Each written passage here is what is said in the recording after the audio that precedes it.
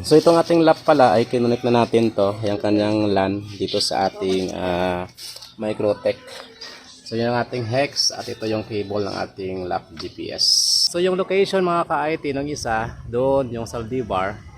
So yung isa naman na dito sa sa opposite side. So napakataas ng ating tower. Yan, halos kitang kita na yung mga tuktok na bundok.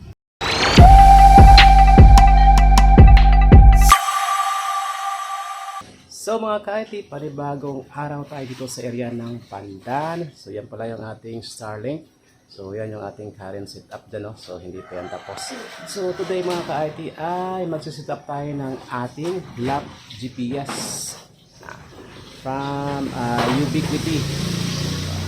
So magtatapon na tayo ng ating P2P signal, no? From here, no, papunta sa dalawang barangay na pag-i-install natin ng ating Fuse Wi-Fi window machine.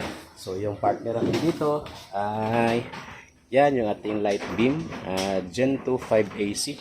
So ito ay both 5G devices, no, naka-gigabit na. Ayan, so yun ang ating gagawin today. Alright, so let's go. So dito tayo sa ating laptop. So first, mag-static muna tayo, no, ng ating IP address dyan. So, buksan ko lang yung ating network settings, network and sharing center. Ayan, so ito siya. Ayan, identifying. So ito na yung ating lap GPS. So click natin, no, yung Ethernet 3, then properties, then Internet Protocol version 4, then properties ulit. Then dito, click natin yung use the following IP address. Then type natin 192.168.1. Yung default IP ng ating lap GPS ay yan, 192.168.1.20. So dito maglagay lang tayo dyan like 25. Then dito sa default gateway 192.168, dito natin ilagay yung IP address ng ating lap GPS. Then okay lang natin.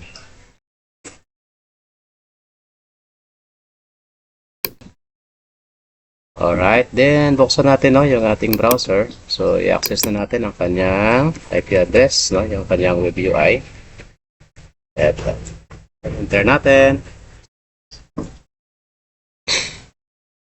Okay, so ito na ang ating dashboard. So una ay mag-set up muna tayo ng ating device. Select natin yung ating country, Philippines. Then language, English lang. So okay na yan. Dito sa box, check lang natin yung terms of use. Then continue. So gawa muna tayo, no, ng username and password na panibago. And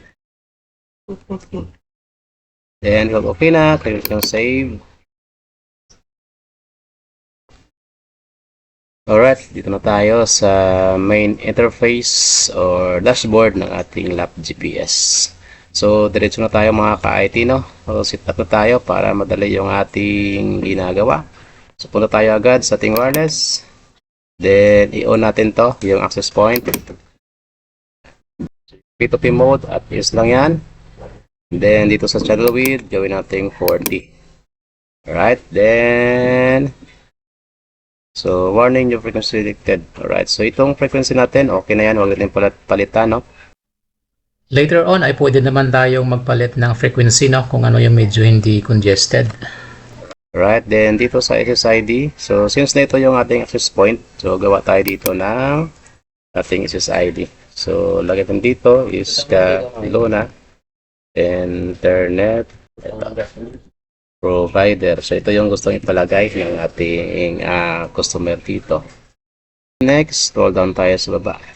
Then, gawa tayo ng ating password.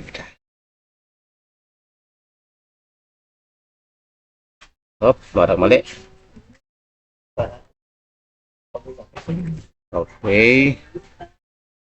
So, wireless network protection. So, pwede natin i-on ito, no? So, tingnan natin. So, sa mga authentication attacks, so, pwede natin yan i-on. Okay. Then, dito sa advanced, wala na tayong gagalawin dyan, no? So, yan lang mga ka-IT, yung ating setup. Okay, so save lang natin. So, napakadali lang mag-set up ng ating lap GPS. Okay, so configuration at changes successfully. Then, proceed na tayo sa ating network. Then, yung network role niya, of course, bridge lang. So, yung configuration natin dito, pwede tayo mag-advance dyan. Or pwede rin nating mag-simple. Okay? So, simple lang tayo. Pwede tayo mag-advance.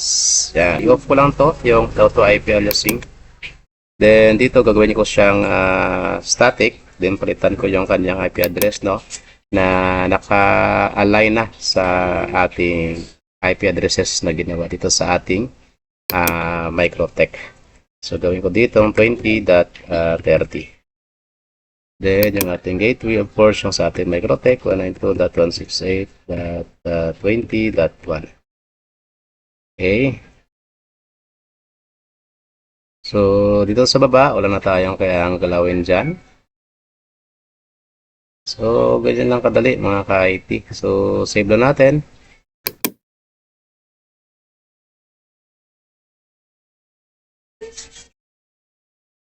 Alright, so tapos na since nagpalit na rin tayo ng ating password, no, sa login password natin. Check for updates. So, ito pwede nating i-off yan. Okay, so na-disconnect na tayo since nagpalit tayo ng ating IP address. So, as usual, palit lang tayo, no, dito sa ating network settings. So, mag-static tayo ulit pero i-change natin ang ating IP address. So, 20, then dito 20, then 30. Okay. Close. Okay, so meron ng sent, meron ng received packets. Balik tayo sa ating web browser. Then reload lang natin to. Ayan, then advance. Scroll down tayo, click natin yung proceed. Okay, so login tayo ulit. Using yung ating bagong ginawa na username tsaka password.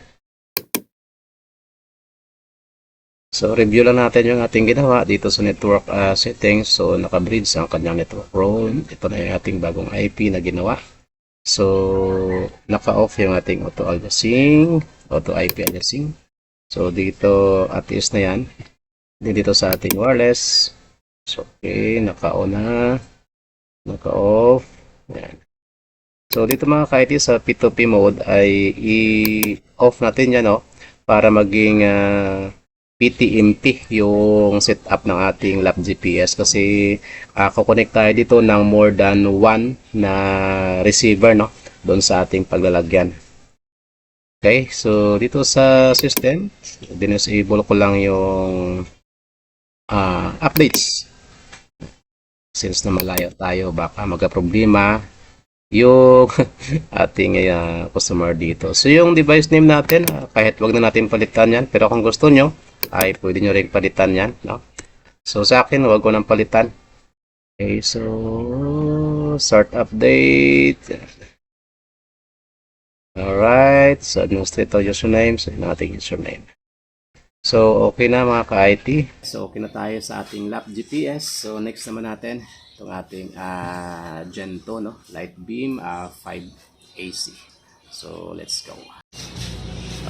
Okay, so ayan, na-connect na natin, no? Na-powered up na natin ang ating Gen 2. So, balik tayo sa ating laptop mga ka-IT. So, mag-change muna tayo ng ating IP, no? Kasi pinilitan natin yan ng 20.30. Okay, so open natin ulit yung ating network settings. Then properties ulit. Then Internet Protocol version 4, properties ulit. Then dito palitan natin ulit, no? 1. Then dito gawin nating 1, then 20. So, then okay natin ulit, then close. Alright, so identifying. Okay na, so mayroon na siyang sent and received packet. So mayroon ng communication, no, between sa ating laptop and sa ating Gen 2. So dito type natin 192.168.1.20, then enter. Okay, then click natin ulit yung advance. Scroll down tayo, proceed. Click natin itong proceed. Alright, so please set up your device. Okay, select naman natin yung ating country dyan. Then, check natin tong box, yung ating terms of service and policy. So, continue natin. Then, dito gawa ulit tayo ng ating panibagong username and password. Then, save. Alright, so rekta na tayo mga ka-IT. So, ito yung ating magiging receiver, no? Yung ating Gento. So, punta tayo sa wireless.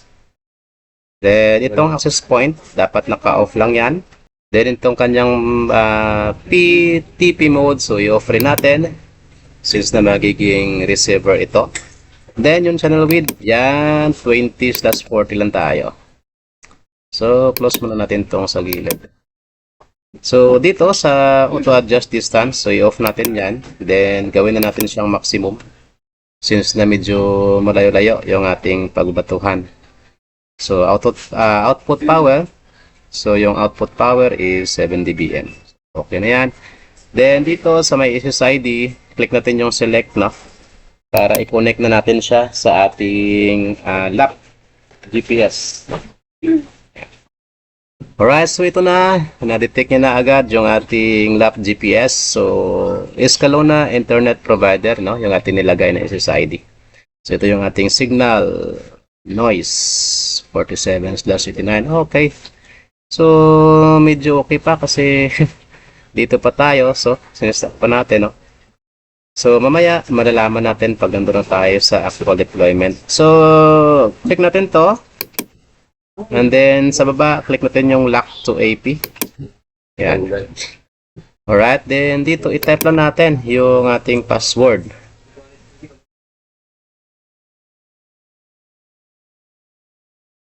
Alright, so okay na mga ka-IT. So, check natin no, sa ating network.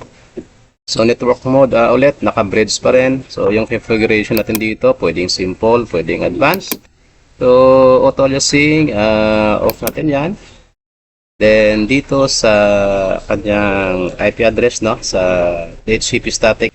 So, gawin ko lang muna ang DHCP, no. So, mamaya, kung connected na tayo sa ating lap GPS, ay papalitan ko siya. So, tingnan natin mamaya, no, after nito. Okay. So, yan lang mga ka-IT. Then, save changes lang natin. Okay, so configuration changes successfully. Alright, so okay na. Balik tayo sa ating dashboard. Tingnan natin yung ating link between sa ating devices. So, ang gagawin ko dito mga ka-IT ay kukonect muna ako no, sa ating internet para of course, yung ating laptop maging online din at ma-access natin yung ating lap GPS. Okay, so connect muna ako sa ating Wi-Fi.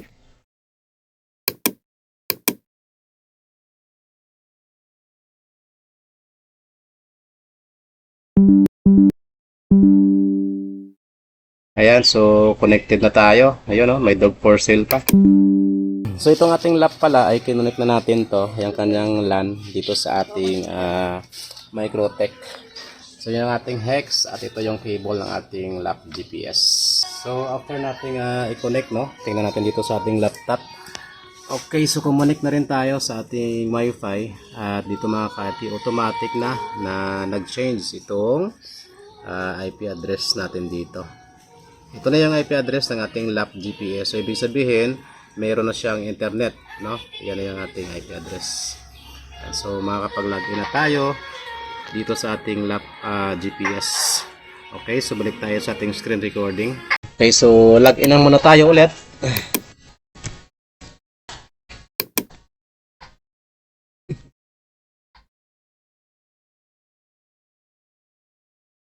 Okay, so ito na mga ka-IT. Ayan. So, napakaganda ng ating throughput. So, 345, 37, so parehas na sa 300, no? Alright, so check natin kung meron tayong internet dito. Ayun, so meron nga. So, mag-speed test muna tayo dito sa ating Wi-Fi. Okay, so meron tayong internet mga ka-IT. Yan ang ating speed mula sa ating Wi-Fi. yung ating AX 3000. Alright, so na-access natin no, yung ating lap GPS. Yan ang kanyang IP address. Okay na okay. So gagawin natin itong ating laptop. I-connect natin to no, sa ating Gen 2. Tingnan natin kung meron na rin bang internet yung ating Gen 2. Okay, so ito yung ating cable no. Connect natin to sa ating laptop. So, yan na mga ka-IT. Yun, nag-blink-blink na ang ating USB tulan. Okay, so disconnect muna ako sa ating Wi-Fi. Okay, para makalipat tayo sa ating LAN connections. Ayun no, so mayroon na oh. Yan. Wow, ayos na ayos. So, meron na tayong internet. So, tingnan ko muna dito yung IP address na nakukuha ng ating Gen 2. So, ito siya kanina. So, yan din natin yan ma-access kasi yan yung ating ginawa locally. So, dito muna tayo sa ating Light AP kasi makikita natin dito yung IP address ng ating server, no? Yung ating Gen 2. Okay. So, ito siya. Yung ating Gen 2. So, scroll down tayo sa pinakaibaba. Up, i-X muna natin to para ayun no, ito yung ating IP address. Yan. Yung ating Gen 2. Ayan siya.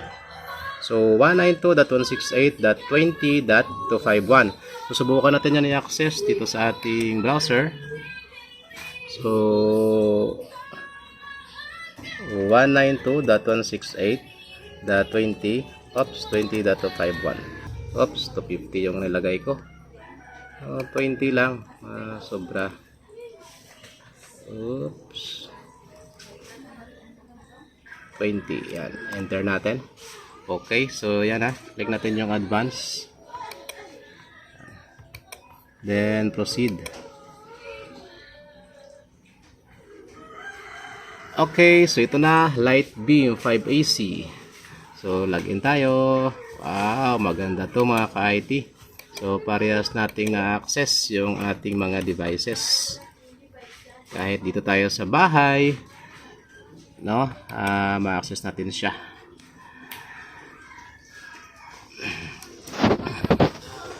Okay, so ito na. Yun. So, yan na yung link sa ating Lightbeam papunta sa ating lap. Okay, close muna natin to. Laging labas ng labas ang warning. Then ito naman yung link sa ating lap papunta sa ating Lightbeam. So na-access natin yan sa kanilang IP address. So itong 251 siguro ay pwede natin yung gawing static, no? So gawin natin static yung ating Lightbeam. So ito yung ating Lightbeam. So punta lang ako sa network. And then sa kanyang DHCP, no, management network settings. So gawin ko siyang static. So dito, pwede ko na siyang palitan na 192.168.20. So yung kanyang IP ay 251. So pwede ko rin siyang palitan ng 40. Ayan, then yung gateway niya, of course yung gateway ng ating, ay yung IP ng ating Microtech. Ayan siya. So sa DNS, pwede natin ilagay dito 8.8.8.8 lang.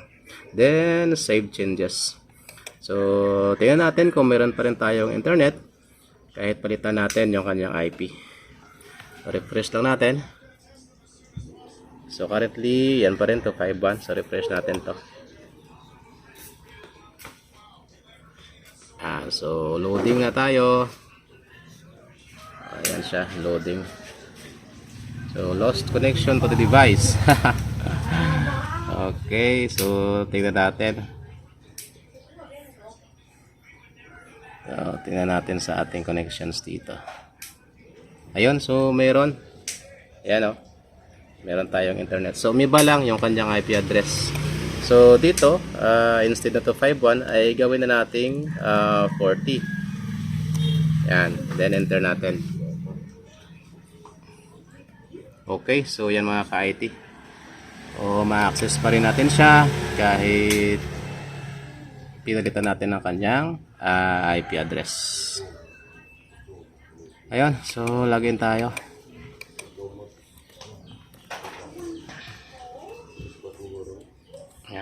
Ayan, login.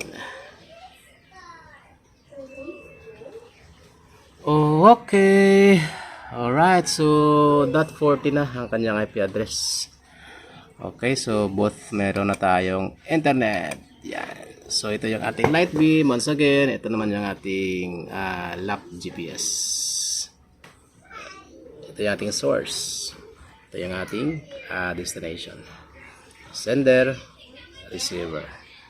Okay, so tapos na tayo no, sa ating pag-configure ng ating P2P devices. So ready to deploy na ito para makapaglagay na rin tayo ng ating piso wifi. So dalawang barangay pala yung ating pag-deployan itong ating internet connection mula dyan sa ating Starlink. So aakyat tayo ngayon sa ating tower. So ito yung ating tower. Okay, so ikakabit na natin itong ating lap GPS. So bago natin ay kabit no, tingnan muna natin dito sa ating laptop yung ating location. So actually mga ka-IT, malapit na naman yung pagbatuhan natin. So ayan siya sa ating ispdesign.ui.com no, ng Ubiquiti. So yan yung ating AP. So ito yung dalawang area na pagbatuhan natin. Okay, so dito tayo sa Nauring. At itong isa yung sa Saldivar. At yung isa naman dito sa may Bagong Bayan. So malapit lang kung tingnan natin dito sa ating link. Ayan. So lumalabas dito out of range. Pero kitang kita yan mamaya pag nandun tayo sa itaas. Okay, so malapit na naman.